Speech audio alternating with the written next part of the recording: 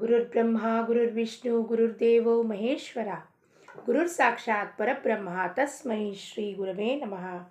ಜಯಾಚ ಜನಿ ಜನ್ಮ ನಾಮಾರ್ಥ ಸಾಲ ಜಯಾನೇ ಸದಾ ವಾಸ ನಾಮಾತ ಕೇಲ ಜಯಾಚ ಮುಖಿ ಸರ್ವದಾ ನಾಮ ಕೀರ್ತಿ ನಮಸ್ಕಾರತ್ಯ ಬ್ರಹ್ಮ ಚೈತನ್ಯ ಮೂರ್ತಿ. ಎಲ್ಲ ಆತ್ಮಜ್ಯೋತಿಗಳಿಗೆ ಸಾಷ್ಟಾಂಗ ಪ್ರಣಾಮ. ಶ್ರೀರಾಮ್ ಸಮರ್ಥ. ಇಂದಿನ 30 ಜುಲೈ ಶ್ರೀ ಮಹಾರಾಜರ ಪ್ರವಚನ. ರಾಮಕರ್ತ ಎಂದು ತಿಳಿದು ಚಿತ್ತದಲ್ಲಿ ಸಂತರು ವ್ಯವಹರಿಸುವರು ಜಗದಲ್ಲಿ. ಇವತ್ತು ಕಾವ್ಯ ರೂಪದಲ್ಲಿದೆ, ಅದಕ್ಕೆ ರೈಮಿಂಗ್ ಅನಿಸುತ್ತೆ. ಚಿತ್ತದಲ್ಲಿ ಜಗದಲ್ಲಿ ಅಂತ. ರಾಮಕರ್ತ ಎಂದು ತಿಳಿದು ಚಿತ್ತದಲ್ಲಿ. ಇಲ್ಲಿ ಈ ಮಂಡ್ಯದಲ್ಲಿ ಯಾವಾಗಲೂ ಉಡುಪಿಯವ್ರ ಜನ ಮಂಡ್ಯ ಅಂತ ಕರೀತಲ್ಲ, ಹೀಗೆ ಯಾವಾಗಲೂ ಇಲ್ಲಿ ನಾವು ಚಿತ್ತದಲ್ಲಿ ರಾಮಿದ್ದಾನೆ, ಅವನೇ ಕರ್ತ ಧರ್ತ ಅವನೇ. ಅವ್ನು ನಿಜವಾಗಿಯೂ ನೋಡಿದ್ರೆ ಅವನೇ ಕರ್ತ ಇರೋದು. ಈ ಉಸಿರು ಕೊಟ್ಟಿರೋನೇ ಅವನು, ಪೃಥ್ವಿ ಮೇಲೆ ಕರ್ಕೊಂಬಂದಿರೋದೇ ಅವನು. ಅಂದಮೇಲೆ ಅವನು ಹೊರತಾಗಿ ಇನ್ಯಾರೂ ಕರ್ತ ಇಲ್ಲ. ನಿಮಿತ್ತವಾಗಿ ಪ್ರಪಂಚದಲ್ಲಿ ಬಂದ ಮೇಲೆ ನಮಗೆ ನಿಮಿತ್ತವಾಗಿ ಅಪ್ಪ ಅಮ್ಮ, ಬಂಧು ಬಳಗ, ಗಂಡ ಹೆಣ್ಮಕ್ಳು ಇವೆಲ್ಲ ನಿಮಿತ್ತವಾಗಿ ಸಿಕ್ಕಿದ್ದಾರೆ. ಆ ನಿಮಿತ್ತ ಕರ್ಮ ಧರ್ಮ ಸಂಯೋಗದಿಂದ ಅವರೆಲ್ಲ ನಮ್ಮ ಬಂದು ಕೂಡಿದ್ದಾರೆ. ಕರ್ತವ್ಯದಿಂದ ನಮ್ಮ ಕೆಲಸವನ್ನು ಮಾಡಿ ಮನಸ್ಸು ಯಾವಾಗಲೂ ರಾಮನಲ್ಲಿಟ್ಟು ದಕ್ಷತೆಯಿಂದ ಪ್ರಪಂಚದ ಕೆಲಸ ನೀನು ಕೊಟ್ಟಿದ್ಯಪ್ಪ, ದಾಸ್ಯತ್ವವನ್ನು ಹೊಂದಬೇಕು. ನೀನು ಕೊಟ್ಟಿರೋ ಚಾಕ್ರಿ ನಿನಗೆ ಮಾಡಿ 100% ಒಪ್ಪಿಸ್ತೀನಪ್ಪ. ಈ ರೀತಿಯಿಂದ ಸಂತರು ವ್ಯವಹರಿಸುವರು ಜಗದಲ್ಲಿ.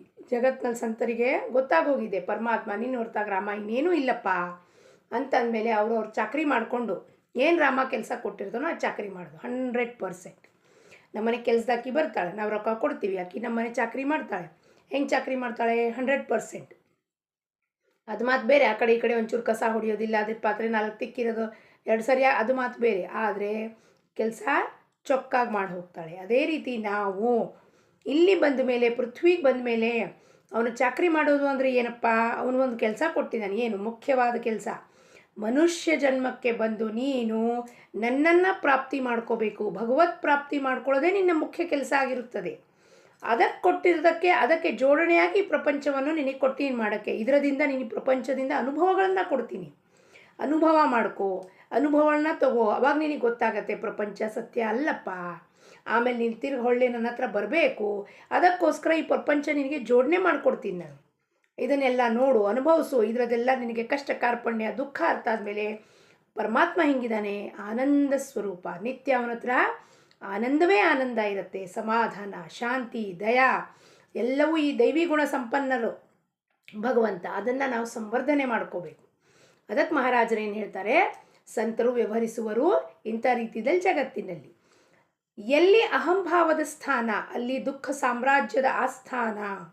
ರಾಜನ ಆಸ್ಥಾನ ಹೆಂಗಿರುತ್ತೋ, ರಾಜನ ಆಸ್ಥಾನದಲ್ಲಿ 1000 ಮಂದಿ ಹೆಂಗೆ ಕೂತಿರ್ತಾರೋ ಅದೇ ರೀತಿಯಲ್ಲಿ ನಮಗೆ ಯಾವಾಗ ಅವನು ಕರ್ತ ಅಂತ ಬಿಟ್ಬಿಟ್ಟು ನಾನು ಕರ್ತ ಅಂತ ಈ ದೇಹ ಅಂದ್ಕೊಳ್ಳೋಕೆ ಉಪಾಧಿ ಹಚ್ಕೊಂಡು ಶುರು ಮಾಡುತ್ತೋ, ಅವಾಗೇನಾಗತ್ತೆ?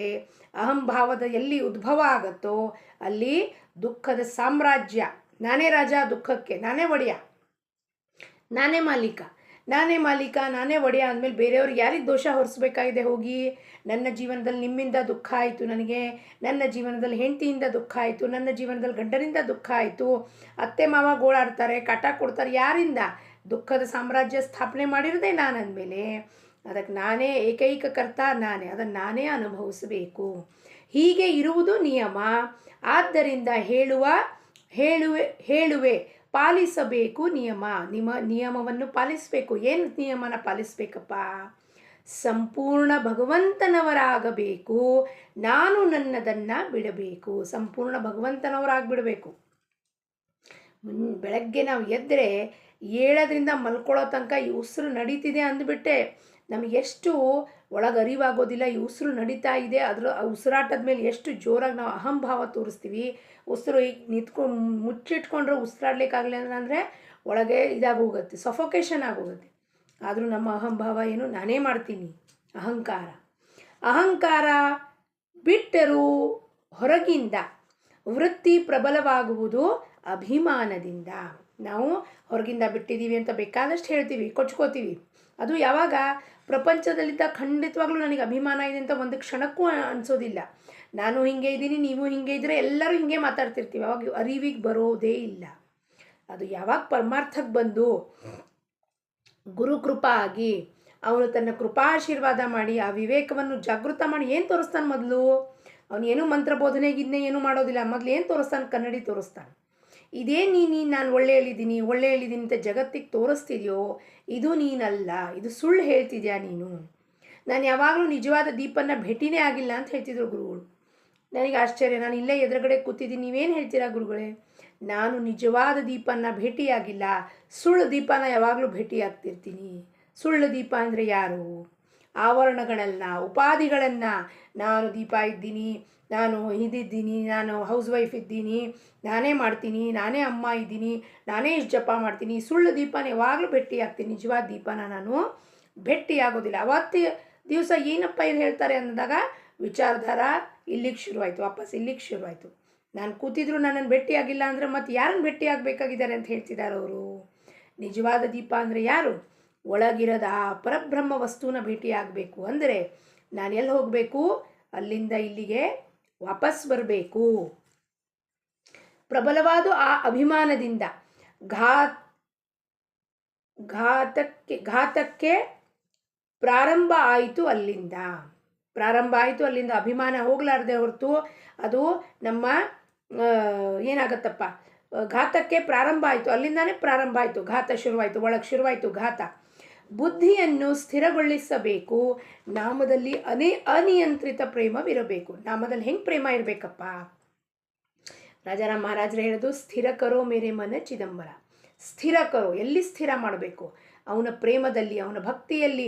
ಗುರು ಏನು ಹೇಳ್ಕೊಟ್ಟಿದ್ದಾನೋ, ಏನು ಬೋಧನೆ ಮಾಡಿದ್ದಾನೋ, ಇಷ್ಟು ಬಾರಿ ಇದನ್ನು ಹನುಮಾನ್ ಚಾಲೀಸ ಹೇಳು, ನಮ್ಮ ಮನಾಚ ಶ್ಲೋಕ ಹೇಳು, ದಾಸಬೋಧ ಓದು, ಮತ್ತು ಇನ್ನೊಂದೇನಾದ್ರು ಗ್ರಂಥ ಓದು, ಅಷ್ಟು ಶ್ಲೋಕಗಳನ್ನು ದೇವಿ ಪಠಣೆ ಮಾಡು. ಅವನು ಏನು ಹೇಳ್ತಾನೋ ಅದೇ ವೇದವಾಕ್ಯ ಆಗಬೇಕು. ಅನಿಯಂತ್ರಿತ ಪ್ರೇಮ, ನಿಯಂತ್ರಣ ಇಲ್ಲ, ಕಂಟ್ರೋಲ್ ಇರ್ಕೂಡ್ದು ಪ್ರೇಮ ಮಾಡುವಾಗ ಅವನ ಮೇಲೆ. ಜಗತ್ತ ಮೇಲೆ ಯಾವಾಗಲೂ ನಾವು ಕಂಟ್ರೋಲ್ ಮಾಡಬೇಕು, ಅವರನ್ನು ಒಳಗೆ ಹೊಕ್ಕೊಳಕ್ಕೆ ಬಿಡಬಾರ್ದು. ಆದರೆ ಇಲ್ಲಿ ಅನಿಯಂತ್ರಿತ ಪ್ರೇಮವಿರಬೇಕು. ಅನಿಯಂತ್ರಿತ ಯಾಕಿರಬೇಕಪ್ಪ? ಯಾಕಂದರೆ ಮೋಕ್ಷದ ದಾರಿ ತೋರಿಸೋನೇ ಅವನು. ಅಂದಮೇಲೆ ನಾವು ಅವನ ಮೇಲೆ ಹೆಂಗೆ ಪ್ರೇಮ ಮಾಡಬೇಕು? ಅಕಾರಣವಾಗಿ ಯಾವ ಕಾರಣ ಇಲ್ಲದೆ ಭಗವಂತನ ಮೇಲೆ ಅಲ್ಲಿ ದೇವ್ರ ಮುಂದೆ ಹೋಗಿ ಕೂತ್ಕೊಂಡು ದೇವಸ್ಥಾನದಲ್ಲಿ ಹೋಗಿ ನನಗೆ ಇದು ಕೊಡಪ್ಪ, ಅದು ಕೊಡಪ್ಪ, ನಮ್ಮ ಮನೆಯವ್ರನ್ನ ಸರಿ ಮಾಡಪ್ಪ, ನಮ್ಮ ಮಕ್ಕಳನ್ನ ಸರಿ ಮಾಡಪ್ಪ. ಕೇವಲ ನಿನಗೋಸ್ಕರ ನಾನು ಇದನ್ನು ಮಾಡ್ತಿದ್ದೀನಪ್ಪ. ನೀ ಹೆಂಗಿದೆಯಪ್ಪ ರಾಮ, ಹನುಮಂತ ನೀ ಹೆಂಗಿದೆಯಪ್ಪ, ಕೃಷ್ಣ ನೀ ಹೆಂಗಿದೆಯಪ್ಪ, ಗುರುಗಳೇ ನೀವು ಹೆಂಗಿದ್ದೀರಾ? ನಾವು ಸಮಾಧಿ ಮುಂದೆ ಹೋಗಿ ಕೂತ್ಕೋತೀವಿ, ಸಮಾಧಿ ಮುಂದೆ ಕೂತ್ಕೊಂಡು ಸುಮ್ಮನೆ ನಮ್ಮ ಗಾರಾಣೆ ಹೇಳ್ತಿರ್ತೀವಿ. ಆದರೆ ಒಂದು ದಿವಸನಾದ್ರು ನಾವು ಕೇಳಿ, ಅವರು ಪ್ರತ್ಯಕ್ಷವಾಗ ಸಮಾಧಿದಲ್ಲಿ ಇರ್ತಾರೆ. ನಾವು ಒಂದು ದಿವಸನಾದ್ರು ಕೂತ್ಕೊಂಡು, ಗುರುಗಳೇ ನೀವು ಹೆಂಗಿದ್ದೀರಾ ಅಂದರೆ ಅವ್ರು ಹೋಗ್ಬಿಡ್ತಾರೆ, ಒಳಗೆ ಹೋಗ್ಬಿಡ್ತಾರೆ ಅವರು. ನೀವು ಹೆಂಗಿದ್ದೀರಾ? ಆನಂದದಲ್ಲಿದ್ದೀರಾ? ನೀವು ಹೆಂಗಿದ್ದೀರಾ? ನಾವೆಲ್ಲ ನೈವೇದ್ಯ ತೋರಿಸ್ತೀವಿ, ಊಟ ಮಾಡಿದ್ರ ನೀವು? ಅವರಿಗೊಂದು ನಾವು ಶಾಲು ಹೊದಿಸ್ಬೇಕು. ಎದಕ್ಕಪ್ಪ? ನಮಗೆ ಚಳಿ ಆಗತ್ತೆ ಅಂದರೆ ನಮ್ಮ ಗುರುಗಳಿಗೆ ಚಳಿ ಆಗೋದಿಲ್ವಾ? ಈ ಭಾವನೆ ಯಾವಾಗ ಮನೋಭಾವನೆ ಜಾಗೃತ ಆಗ್ತಾ ಹೋಗುತ್ತೋ, ಅವರ ಇರುವಿಕೆ ನಮಗೆ ಸದಾ ಕಾಲ ಅವರಿಲ್ಲಿ ನಮ್ಮ ಜೊತೆಗೆ ಒಳಗೆ ಹೊರಗೆ ಎಲ್ಲರಲ್ಲೂ ಇದ್ದಾರೆ ಅನ್ನೋ ಇರುವಿಕೆ ಬರ್ತಾ ಹೋಗುತ್ತೆ. ರಾಮಕರ್ತ ಎಂದು ತಿಳಿದು ಚಿತ್ತದಲ್ಲಿ ಸಂತರರು ವ್ಯವಹರಿಸುವರು ಜಗದಲ್ಲಿ. ಸಾಧನೆಯಲ್ಲಿ ಸಾವಧಾನ ಇದೇ ಸಾಧಕನ ಮುಖ್ಯ ಲಕ್ಷಣ. ಸಾಧಕನ ಮುಖ್ಯ ಲಕ್ಷಣ ಏನಿರಬೇಕು? ವಾಚ್ ಮಾಡ್ತಿರ್ಬೇಕು. ಕೈಯಲ್ಲಿ ಹಾಕ್ಕೊಂಡಿರೋ ವಾಚ್ ಅಲ್ಲ, ವಾಚ್. ಕಾಯ ವಾಚ ಮನಸ. ನಾನು ಕಾಯದಿಂದ ಹೆಂಗೆ ಕೆಲಸ ಮಾಡ್ತೀನಿ, ವಾಚದಿಂದ ಏನು ಮಾತಾಡ್ತೀನಿ, ಮನಸ್ಸಿಂದ ಏನು ಯೋಚನೆ ಮಾಡ್ತೀನಿ, ಎಲ್ಲವೂ ಒಂದೇ ಆಗಿರಬೇಕು. ಒಳಗೊಂದು ಹೊರಗೊಂದು ಆಗಿರಬಾರ್ದು. ಅದು ಸಾಧಕನ ಲಕ್ಷಣ ಅಲ್ಲ. ಸಾಧಕ ಹೆಂಗಿರ್ಬೇಕಪ್ಪ? ಅವನ ಲಕ್ಷಣಗಳು ಹೆಂಗಿರ್ಬೇಕಾ? ಮುಖ್ಯ ಲಕ್ಷಣ ಅಂದರೆ ಸಾವಧಾನ ಇರಬೇಕು. ಈ ಕ್ಷಣಕ್ಕೆ ನಾನು ಗುರುವಿನ ಕೊಟ್ಟಿದ್ದ ಸಾಧನೆ ಬಿಟ್ಟು ಒಂದು ಮಾತಿಗೆ ನಾನು ಪ್ರತಿಕ್ರಿಯೆ ಕೊಡಲಿಕ್ಕೆ ಹೋಯಿತು ನನ್ನ ಮನಸ್ಸು ಅಂದರೆ ನಾನು ನನ್ನ ಗುರುಗಳಿಂದ ದೂರ ಆದೆ. ಪ್ರತಿಯೊಂದು ಬಾರಿಗೂ ನಾನು ಪ್ರತಿಕ್ರಿಯೆ ಕೊಡಬೇಕು ಅಂದಾಗ ವಾಪಸ್ ಬರ್ತಾ ಇರಬೇಕು. ಅಲ್ಲಿ ನಾನೇನು ಮಾಡಬೇಕು? ಇದನ್ನು ಬಾಯಿನ ಕಟ್ಟಾಕ್ಕೋಬೇಕು. ಅದು ಸಾಧನೆಯಲ್ಲಿ ಸಾವಧಾನತೆ. ಹೆಂಗೆ ಸಮರ್ಥ ರಾಮದಾಸರು ವೇದಿಕೆ ಮೇಲೆ ನಿಂತಿದ್ರು, ಅಂತರ್ಪಟ ಹಿಡ್ಕೊಂಡಿದ್ರು, ಪುರೋಹಿತರು ಹೇಳಕ್ಕೆ ಶುರು ಮಾಡಿದ್ರು, ಸುಮೂರ್ತೋ ಸಾವಧಾನ್ ಅಂದ ಕೂಡಲೇ ಅವ್ರು ಸಾವಧಾನ ಆಗೋಗ್ಬಿಟ್ರು ಒಳಗಿಂದ. ಏನು ಮಾಡ್ತಿದ್ದೀನಪ್ಪ ನಾನು, ಇದಕ್ಕೆ ಬಂದಿರೋದು ಒಂದು ಶಬ್ದ ಜಾಗೃತ ಮಾಡಲಿಕ್ಕೆ, ಕೇವಲ ಒಂದು ಶಬ್ದ ಸಾವಧಾನ್. ಸಾವಧಾನಾಗಿ ಅವ್ರು ಬಿಟ್ಟು ಹೋದವರು ಪುನಃ ವಾಪಸ್ಸು ಪ್ರಪಂಚದಲ್ಲಿ ಬರಲೇ ಇಲ್ಲ. ಅವ್ರ ಕೆಲಸಕ್ಕೆ ಏನಕ್ಕೆ ಬಂದಿದ್ರೋ ಅವತಾರ ತಗೊಂಡು ಆ ಕೆಲಸವನ್ನು ಮಾಡಿಕ್ಕೆ ಹೋಗ್ಬಿಟ್ರು ಅವರು.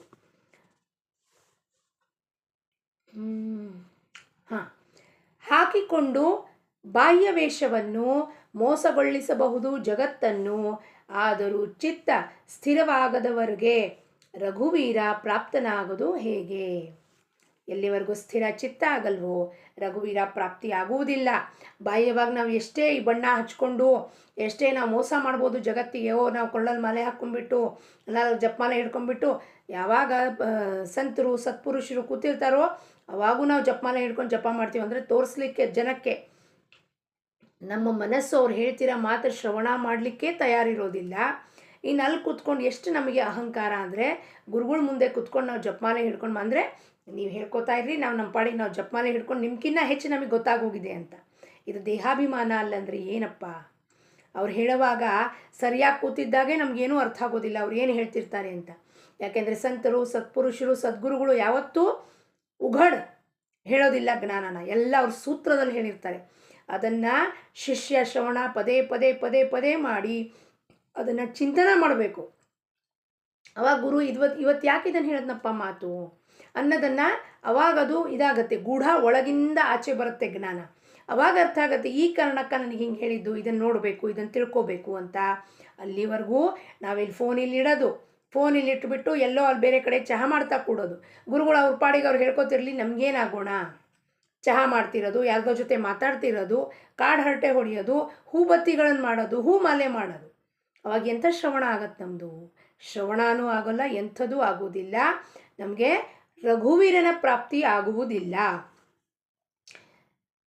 ಇಂದಿನವರೆಗೆ ಬಹಳಷ್ಟು ಮಾಡಿದ್ದು ಉತ್ತಮ ಕೆಟ್ಟ ಇರಬಹುದು, ಮಾಡಬಾರದು ಅವುಗಳ ವಿಚಾರ. ಇಲ್ಲಿ ತನಕ ನಾನು ಕೆಟ್ಟದ್ದು ಮಾಡಿರಬಹುದು, ಬಹಳ ಕೆಟ್ಟದ್ದು ಮಾಡಿದ್ದೀನಿ, ಎಲ್ಲ ಉತ್ತಮನೂ ಮಾಡೀನಿ ಅಂತ. ಆದರೆ ಅದರದ ಬಗ್ಗೆ ಇನ್ನು ವಿಚಾರ ಮಾಡಬಾರದು. ಮುಂದೆ ಇರಬೇಕು ಎಚ್ಚರ, ತಿಳಿಯಬೇಕು ಪರಸ್ತ್ರೀ ಮಾತೆಯೆಂದು. ಮುಂದೆ ಎಚ್ಚರವಾಗಿರ್ಬೇಕಂದ್ರೆ ಸಾವಧಾನ ಇರಬೇಕು. ಏನಪ್ಪ, ಹಿಂದೆ ನಾನು ಮಾಡಿರ್ಬೋದು, ತಪ್ಪು ಮಾಡಿದ್ದೀನಿ. ಅದಕ್ಕೆ ರಾಜಾರಾಮ್ ಮಹಾರಾಜರು ಹೇಳೋದು, ಅನುತಾಪ ವೀಣನ ಜಾಯೇಚಿ ಪಾಪ. ಅಂದರೆ ಅನುತಾಪ ಆಗದೆ ಹೊರತು ಪಶ್ಚಾತ್ತಾಪ ಭಾವನೆ ಆಗಬೇಕು ನಮಗೆ. ಹೌದಪ್ಪ, ನಾನು ಅಜ್ಞಾನಿ ಇದ್ದೀನಿ, ಇಂದಿನ ತನಕ ನಾನು ಏನೇನು ಮಾಡೋದ್ನೋ ಅದೆಲ್ಲ ನಾನು ತಪ್ಪು ನಿನ್ನ ಮುಂದೆ ಒಪ್ಕೋತೀನಿ, ನಾನೇ ಕರ್ತ ಅಂದ್ಕೊಂಡ್ಬಿಟ್ಟಿದ್ದೆ, ನಂದು ತಪ್ಪಾಯಿತು ಪರಮಾತ್ಮ ಅಂತ ಒಪ್ಕೊಂಡು ಇಂದು ಮುಂದೆ ನಾವು ಎಚ್ಚರದಲ್ಲಿ ಇರಬೇಕು. ತಿಳಿಯಬೇಕು ಪರಸ್ತ್ರೀ ಮಾತೆ ಎಂದು, ಮತ್ತೊಬ್ಬರ ದೋಷ ನೋಡಬಾರದು. ಇಲ್ಲಿ ಹಿಂಗೆ ನೋಡೋಕೆ ಹೋದರೆ ಇಲ್ಲೇ 3 ದೋಷ ಇದ್ದಾವೆ ನನ್ನ ಕಡೆಗೆ. ನಾನು ನಿಮ್ಮಲ್ಲಿ ಒಂದೇ ಒಂದು ಹೇಳಕ್ಕೆ ಹೋದರೆ ನನ್ನ ಹತ್ರ 3 ಇದ್ದಾವೆ. ನನಗೆ ಅವಾಗ ಅಯ್ಯೋ ಹೌದಲ್ಲಪ್ಪ, ಇವ್ರಿಗೆ ಹೇಳಕ್ಕೆ ಹೋದೆ ನಾನು, ನನ್ನಲ್ಲಿ 3 ದೋಷ ಇದೆಯಲ್ಲ, ಅದಕ್ಕೆ ನೋಡಬಾರದು. ಪರನಿಂದೆ ಬಿಡಬೇಕು, ದೃಷ್ಟಿ ಸ್ವತಃದ ಕಡೆಗೆ ಹೊರಳಿಸಬೇಕು. ನನ್ನ ಕಡೆಗೆ ದೃಷ್ಟಿ ಹೊರಳಿಸ್ಬೇಕು, ನನ್ನ ಕಡೆ, ನನ್ನ ಒಳಗೆ. ನಾನು ಇದನ್ನು ನಿಮಗೆ ಹೇಳ್ತಿದ್ದೀನಿ, ನಿಮ್ಮ ದೋಷ ಇದೆ ಅಂದರೆ ನನ್ನಲ್ಲಿ ದೋಷ ಎಷ್ಟು ಇರಬೇಕು? ನಮ್ಮ ಎಲೆದಲ್ಲಿ ಕತ್ತೆ ಸತ್ತು ಬಿದ್ದಿರಂತೆ ನಾವು ಪಕ್ಕದ ಮನೆಯವ್ರದ್ದು ನೊಣ ಓಡಿಸ್ಲಿಕ್ಕೆ ಹೋಗ್ತಿದ್ವಿ, ನಿಮ್ಮ ತಟ್ಟೆ ಒಳಗೆ ನೊಣ ಇದೆ ನೋಡ್ರಿ, ನಮ್ಮ ಇದ್ರಲ್ಲಿ ದೊಡ್ಡ ಕತ್ತೆ ಸತ್ತು ಬಿದ್ದಿದೆ. ಅಂದರೆ ನಮ್ಮಲ್ಲಿ ಗುಡ್ಡೆ ಅಷ್ಟು ರಾಶಿಯಷ್ಟು ದೋಷಗಳಿದ್ದಾವೆ.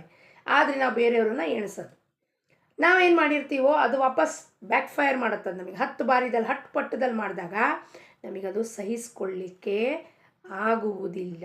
ಅದಕ್ಕೆ ಯಾರ ಕರ್ಮಕ್ಕೂ ಕೈ ಹಾಕಬಾರ್ದು, ಯಾರಿಗೂ ಬೋಧನೆ ಮಾಡಬಾರ್ದು. ಅವ್ರವ್ರ ಕರ್ಮ, ಅವ್ರವ್ರ ಪ್ರಾರಬ್ಧ, ನಮಗೆ ಗುರು ಏನು ಕೊಟ್ಟಿದ್ದಾನೋ ಅದನ್ನು ಮಾಡಬೇಕು. ದೃಷ್ಟಿ ಸ್ವತಃದ ಕಡೆಗೆ ಹೊರಳಿಸಬೇಕು, ಮಾಡಿಕೊಳ್ಳಬೇಕು. ಗುಣಗಳ ಸಂವರ್ಧನ, ದೈವಿ ಗುಣಗಳ ಸಂವರ್ಧನ. ಏನಪ್ಪ ಭಗವಂತನ ಗುಣಗಳು? ದಯಾ, ಕ್ಷಮ, ಶಾಂತಿ, ಭೂತದಯ. ಎಲ್ಲ ಚರಾಚರ ಸೃಷ್ಟಿದಲ್ಲೂ ಭೂತದಯ, ಎಲ್ಲರಲ್ಲೂ ಭಗವದ್ಭಾವ, ಭಗವತ್ ಪ್ರೇಮ, ಎಲ್ಲರಲ್ಲೂ ಆ ಭಗವಂತನ ರೂಪ ನೋಡುವಂಥ ಒಂದು ಇರುವಿಕೆಯಲ್ಲಿರುವುದು. ದೈವಿ ಗುಣಗಳನ್ನು ಸಂವರ್ಧನೆ ಮಾಡ್ತಾ ಮಾಡಬೇಕು. ದೋಷಗಳ ಉಚ್ಚಾಟನ, ಹೆಚ್ಚು ಸಾಧನ, ಧ್ಯಾನ, ಗ್ರಂಥಪಾರಾಯಣಗಳನ್ನು. ಇದಕ್ಕಪ್ಪ ಗುರುಗಳು ನಮಗೆ ಈ ಗ್ರಂಥಪಾರಾಯಣ ಮಾಡಿರಿ, ಸಪ್ತಾಹ ಮಾಡಿರಿ ಅಂತ ಹಚ್ಕೊಡ್ತಾರೆ.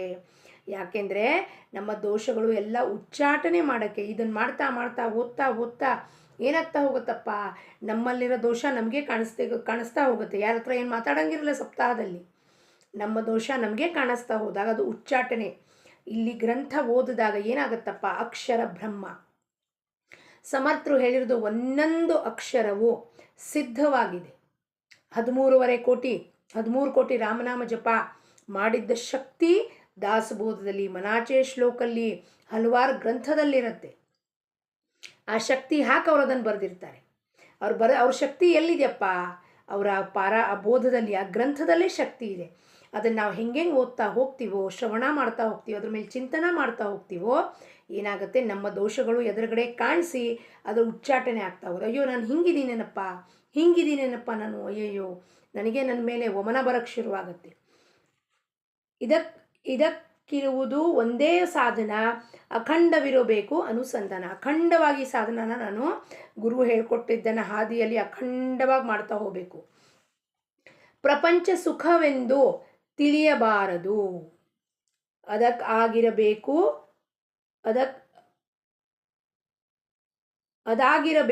ಕರ್ತವ್ಯದಾಗಿರ್ಬೇಕು.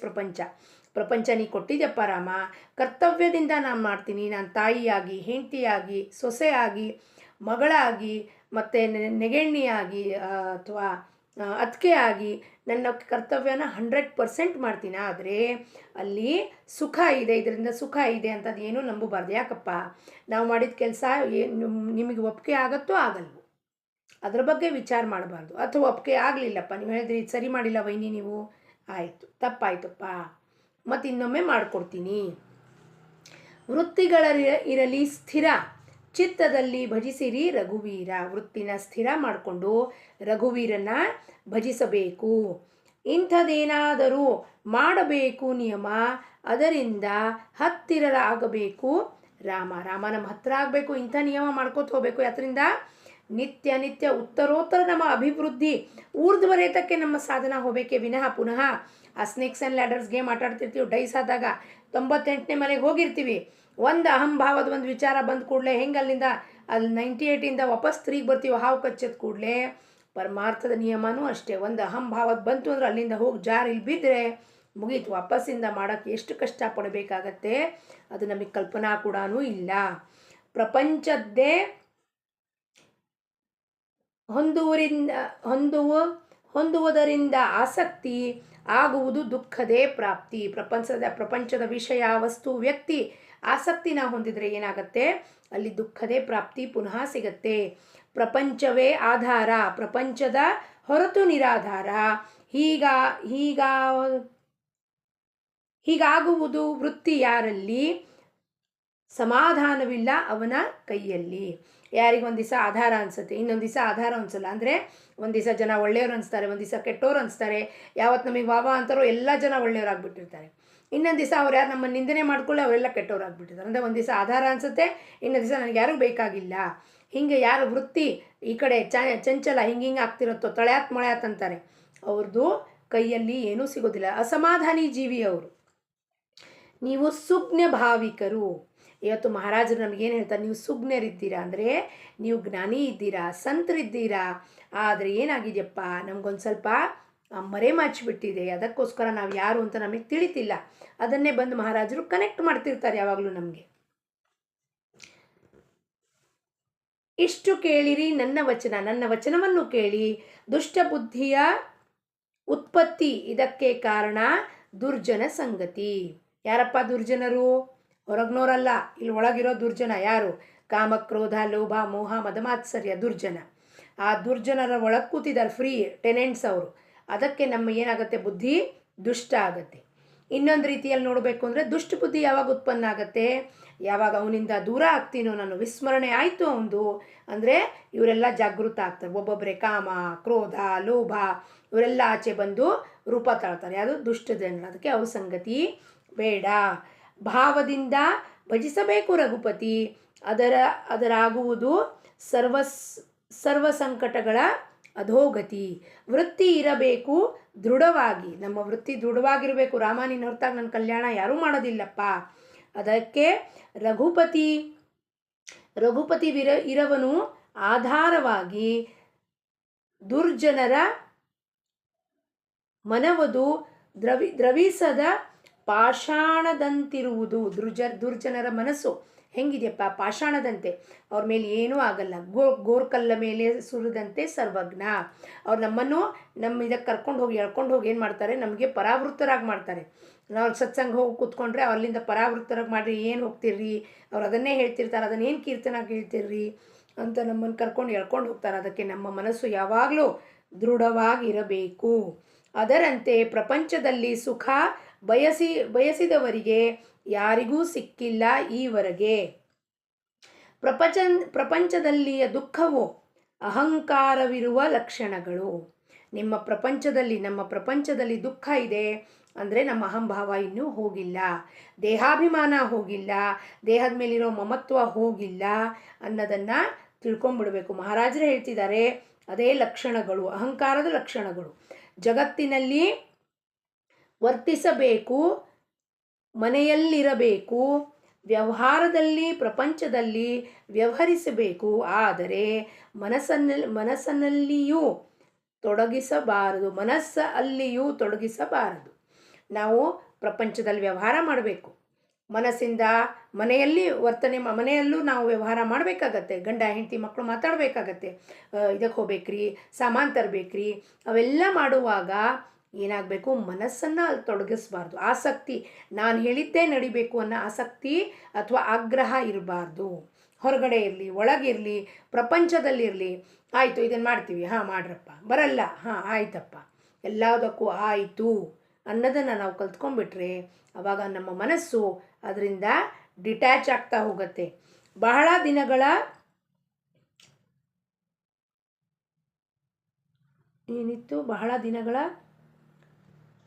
ವೃಕ್ಷವಿತ್ತು, ಮನೆಯ ಘಟನೆ ಅದಕ್ಕೆ ಕಾಣುತ್ತಿತ್ತು. ಆದರೂ ಬಿಡವು ತನ್ನ ಸ್ಥಾನವನ್ನು, ಅದರಂತೆ ವರ್ತಿಸಬೇಕು ನಾವಿನ್ನು. ವೃಕ್ಷ, ನಮ್ಮ ಮನೆ ಮುಂದೆ ಒಂದು ವೃಕ್ಷ ಇತ್ತು. ಅದು ವೃಕ್ಷ ಏನಿತ್ತು, ನಮ್ಮ ಮನೆ ಇರೋ ಘಟನೆ ಎಲ್ಲ ನೋಡ್ತಿತ್ತಂತೆ. ಆದರೆ ವೃಕ್ಷ ಹೆಂಗೆ, ಜಡ. ಅದೇನಾದ್ರು ನೋಡಿದ್ರು ಸಹ ಏನಾದ್ರು ಪ್ರತಿಕ್ರಿಯೆ ಕೊಡುತ್ತೇನಪ್ಪ, ಕೊಡಲ್ಲ. ಅದರಂತೆ ನಾವು ಇರಬೇಕು ಅಂತ ಹೇಳ್ತಾರೆ ಮಹಾರಾಜರು. ಹೆಂಗಪ್ಪ, ಜಡತ್ವ ಏನಕ್ಕೆ ಹೊಂದಬೇಕು, ಪ್ರಪಂಚದ ವಿಷಯ ವಸ್ತು ವ್ಯಕ್ತಿ ಕಡೆಗೆ ಜಡತ್ವ ಹೊಂದಬೇಕು ಅಂದರೆ ಸಾಕ್ಷಿ ಭಾವದಿಂದ ಸುಮ್ಮನೆ ನೋಡ್ತಿರ್ಬೇಕು. ದೇಖೋ ಸುನೋ ಬೋಲೋ ಮತ್, ಏನೂ ಮಾತಾಡಬೇಡ್ರಿ, ಪ್ರತಿಕ್ರಿಯೆ ಕೊಡಬೇಡಿ. ಯಾರು ಮನೆಯಲ್ಲಿ ರಾಮನ ವಾಸ ಅವರಿರಬಾರದು ಎಂದು ಉದಾಸ. ನಮ್ಮಲ್ಲಿ ಸದ್ಗುರುಗಳಿದ್ದಾರೆ, ಫೋಟೋ ಹಾಕ್ಕೊಂಡಿದ್ದೀವಿ ಸದ್ಗುರುಗಳದ್ದು, ಅವರಿದ್ದಾರೆ ನಮ್ಮ ಮನೆಯಲ್ಲಿ ಅಂದರೆ ನಾವು ಹೆಂಗಿರಬೇಕು, ಸದಾ ಕಾಲ ಆನಂದದಲ್ಲಿರಬೇಕು. ಯಾಕೆಂದರೆ ಅವ್ರ ಆನಂದ ಸ್ವರೂಪ ಇದ್ಮೇಲೆ ನಮ್ಮ ಮನೆಯಲ್ಲಿ ಉದಾಸ ಆಗುವ ಕಾರಣವೇ ಇಲ್ಲ. ಯಾವಾಗಲೂ ಸಮಾಧಾನವಿರಬೇಕು, ಮುಖ್ಯದಲ್ಲಿ ಭಗವಂತನ ನಾಮವಿರಬೇಕು. ಈಗ ನಾಮದಲ್ಲಿಡಿರಿ ಪ್ರೇಮವನ್ನು, ಚಕ್ರಪಾಣಿ ಕೃಪೆ ಮಾಡುವನು. ಚಕ್ರಪಾಣಿ ಖಂಡಿತವಾಗಲೂ ಕೃಪೆ ಮಾಡ್ತಾನೆ. ಈಗ ಚಿತ್ತವನ್ನು ಸ್ಥಿರಗೊಳಿಸಿರಿ, ಹೃದಯದಲ್ಲಿ ರಾಮನನ್ನು ಧರಿಸಿರಿ. ರಾಮನ ಹೊರತು ವಿಚಾರ ತರಬಾರದು, ನನ್ನ ಆಶೀರ್ವಾದವಿದು. ಮಹಾರಾಜ್ ಅಂತ ರಾಮನ ಹೊರತಾಗಿ ಇನ್ಯಾವುದೂ ವಿಚಾರ ತರಬಾರ್ದು. ಹಂಗಾರೆ ವ್ಯವಹಾರ ಹೆಂಗೆ ಮಾಡ್ಬೇಕ್ರಿ, ವ್ಯವಹಾರದ ಪೂರ್ತಿ ವ್ಯವಹಾರ ಮಾಡುವಾಗ ಹೂನವನ ಹತ್ರ ಹೋಗಬೇಕು, ಹಣ್ಣವನ ಹತ್ರ ಹೋಗಬೇಕು, ತರಕಾರಿ ತರ್ಲಿಕ್ಕೆ ಹೋಗಬೇಕು. ಅಲ್ಲಂತೂ ಮಾತಾಡಬೇಕಾಗತ್ತೆ, ಏನ್ರಿ ಹೆಂಗಿದ್ದೀರಾ, ತರಕಾರಿ ಕೊಡ್ರಿ, ದುಡ್ಡು ಕೊಡಬೇಕು. ಅದು ವ್ಯವಹಾರದ ಪೂರ್ತಿಗೆ ಮಾತ್ರ ಈ ಮನಸ್ಸನ್ನು ಉಪಯೋಗಿಸ್ಬೇಕೇ ವಿನಃ, ಮನಸ್ಸು ಎಂಬೋ ಒಂದು ಟೂಲ್, ಅದು ಟೂಲ್, ಇನ್ಸ್ಟ್ರೂಮೆಂಟ್. ಕೇವಲ ಅದರ ಪೂರ್ತಿಗೆ ಮನೆಯಲ್ಲಿ ಕಸದೋನ್ ಬರ್ತಾನೆ, ಅಮ್ಮ ಕಸ ಕೊಡಿ, ಹೂನಪ್ಪ ತಗೊಳಪ್ಪ, ಹೆಂಗಿದೆಯಪ್ಪ ನೀನು, ಆರಾಮಿದ್ದೀನಮ್ಮ, ಆಯಿತು, ಮನೆ ವಾಪಸ್ ಬಂದ್ವಿ, ಮುಗೀತು. ವ್ಯವಹಾರದ ಪೂರ್ತಿಗೆ ಮಾಡಿ, ಆದರೆ ಮನಸ್ಸನ್ನು ಆಸಕ್ತಿ, ಇವತ್ತು ನಾನು ಅವನನ್ನು ಕೇಳಿದೆ, ನಾಳೆ ಅವನನ್ನು ಮಾತಾಡಿಸ್ಲಿಲ್ಲ, ಅದಕ್ಕೆ ದುಃಖನೂ ಪಡೋಂಗಿಲ್ಲ, ಸುಖನೂ ಪಡೋಂಗಿಲ್ಲ, ನನ್ನನ್ನು ಮಾತಾಡಿಸ್ತಾನವನು ಅಂತ ಅಹಂಕಾರನೂ ಪಡೋಂಗಿಲ್ಲ. ಎಲ್ಲೂ ನಮ್ಮ ವೃತ್ತಿಯನ್ನು ರಾಮನ ಹೊರತಾಗಿ ಎಲ್ಲೂ ಅಂಟಿಸ್ಕೊಳ್ಳೋಂಗಿಲ್ಲ. ಎಲ್ಲಿ ನಾಮವು ಅಲ್ಲಿ ರಾಮನು, ಇಡಬೇಕು ಈ ವಿಶ್ವಾಸವನ್ನು, ಕೃಪೆ ಮಾಡುವನು ರಘುನಾಥನು. ಎಲ್ಲಿ ನಾಮ ಅಲ್ಲಿ ರಾಮ, ಇಡಬೇಕು ವಿಶ್ವಾಸ ಇಡಬೇಕು. ಇಲ್ಲಿ ನಾನು ನಾಮ ತಗೊಳ್ತಿದ್ರೆ ಅವ್ರು ನನ್ನ ಹಿಂದೆ ಮುಂದೆ ನಿಂತಿದ್ದಾರೆ, ಇಲ್ಲೇ ಸುತ್ತಮುತ್ತಲೂ ಇದ್ದಾರೆ, ನನ್ನ ಸದ್ಗುರುನಾಥ ಇಲ್ಲೇ ಇದ್ದಾರೆ, ಮುಗೀತು. ಕೃಪೆ ಮಾಡುವನು ರಘುನಾಥನು. ಜಾನಕಿ ಜೀವನ ಸ್ಮರಣ. ಜೈ ಜೈ ರಾಮ್.